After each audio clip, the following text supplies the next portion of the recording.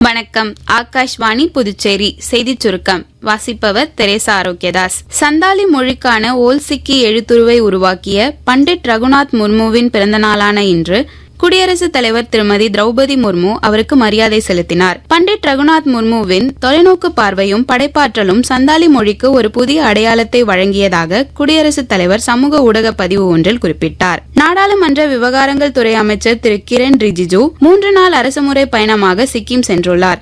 இன்று பல்வேறு நிகழ்ச்சிகளில் கலந்து கொள்ளும் அவர் மங்கன் மாவட்டத்தில் உள்ள லஜுங் மடாலயத்தில் நடைபெறும் புத்த பூர்ணிமா கொண்டாட்டங்களிலும் கலந்து கொள்கிறார். மத்திய பாதுகாப்பு துறை அமைச்சர் திரு ராஜ்நாத் சிங் நேற்று புதுடெல்லியில் இத்தாலிய பாதுகாப்பு அமைச்சர் திரு கைடோ கிராசட்டோவுடன் இருதரப்பு உறவுகள், மேற்காசிய தற்போதைய நிலைமை, பிராந்திய மற்றும் உலகளாவிய பிரச்சினைகள் குறித்து விவாதித்தார். 2018ஆம் ஆண்டு ஆயுஷ்மான் பாரத் திட்டம் தொடங்கப்பட்டதிலிருந்து இத்திட்டத்தின் மூலம் 10,74,00,000 குடும்பங்கள் பயனடைந்து வருவதாக சுகாதாரத்துறை தெரிவித்துள்ளது. இந்த திட்டம் கோடிக்கணக்கான ஏழை மக்களின் வாழ்வில் புதிய நம்பிக்கையை ஏற்படுத்தியதோடு அவர்களின் சுகாதார பாதுகாப்பை உறுதி செய்துள்ளதாக மத்திய அமைச்சர் திரு சிவராஜ் சிங் சௌஹான் கூறியுள்ளார். இந்திய மக்கள் தொகை கணக்கெடுப்பு 2027 பணிகளை முன்னிட்டு புதுச்சேரி யூனியன் பிரதேசத்தில் மேற்கொள்ள வேண்டிய நடைமுறைகள் குறித்து காரைக்கால் மாவட்ட ஆட்சியரும் முதன்மை மக்கள் தொகை கணக்கெடுப்பு அதிகாரியுமான திருமதி இஷிதா ராட்டி அறிவிப்பு வெளியிட்டுள்ளார். இத்துடன் இந்த செய்திச் சுருக்கம் நிறைவு பெறுகிறது.